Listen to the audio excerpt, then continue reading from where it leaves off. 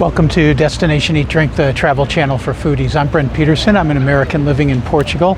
Today we are in our hometown of Setúbal, Portugal.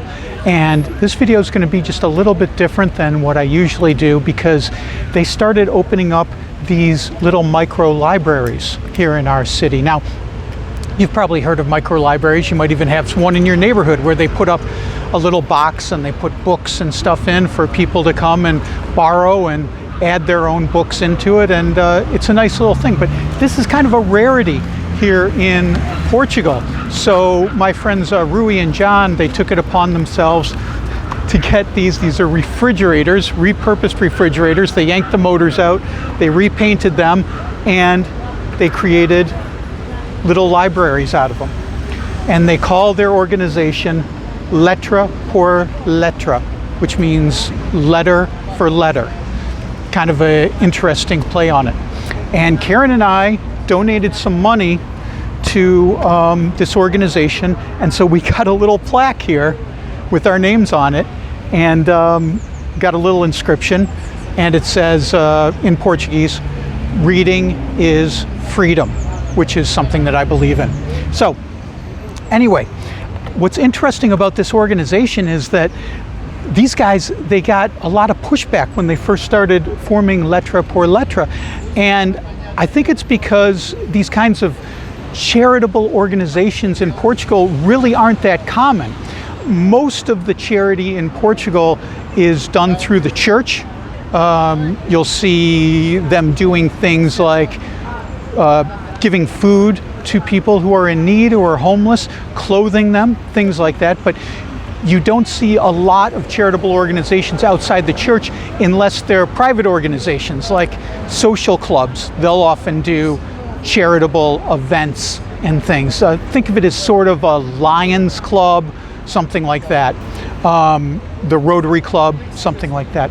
But these types of private charitable endeavors are kind of rare, and they're often looked at with a little bit of, I'll use the word suspicion, by the Portuguese.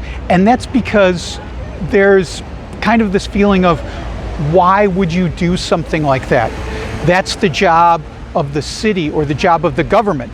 And before you get all up in arms about that type of mentality, think of it this way. I think, and from Portuguese that I've talked to, I think that what they believe is you start doing these charitable events and you are going to take away jobs from people who are doing those things already. And it's not an unfound concern.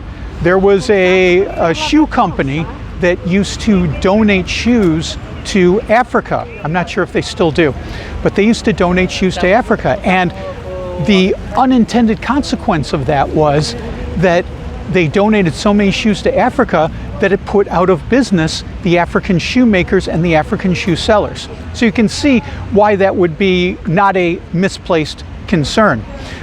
Here in Portugal, there are plenty of people who are doing this kind of work, not this particular work, but sort of these charitable things, and it's a job. They get paid for it, so they don't want to infringe on that type of thing. But anyway, this wasn't being done here, and they got it off the ground, and I think they did a fantastic job because these things are all over the city now. They must have a dozen of them, and they're filled with books. Let's take a look at some of the books they got. So, look, this thing is totally filled up. There's, like, this cookbook is in here.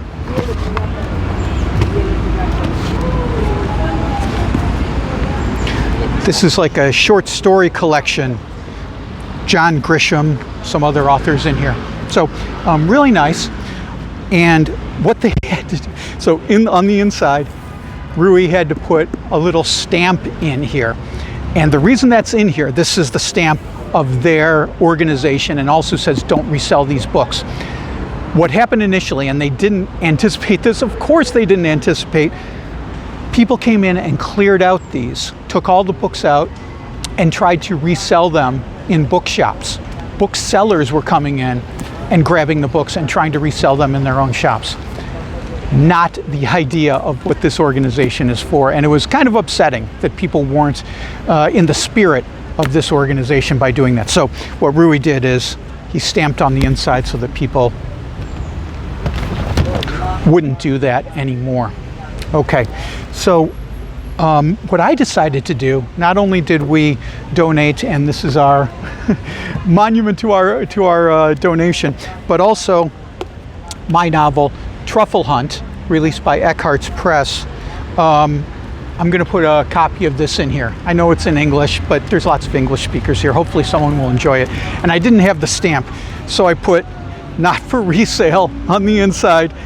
Não para revenda, which means not for resale in Portuguese, and then I signed the book. So we walk by here every day. This is why we wanted this particular location, because this is right in our neighborhood.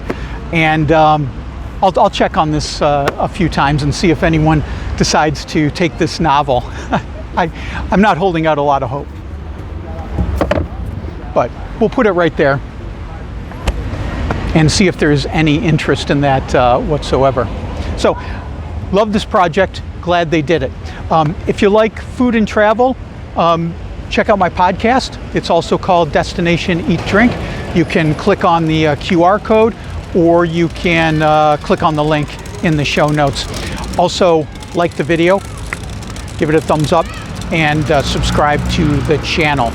More foodie travel coming up later on the program. I know that this was a little bit different for the channel, but I love this program, so I wanted to share it with you. I'm Brent Peterson. See you down the road.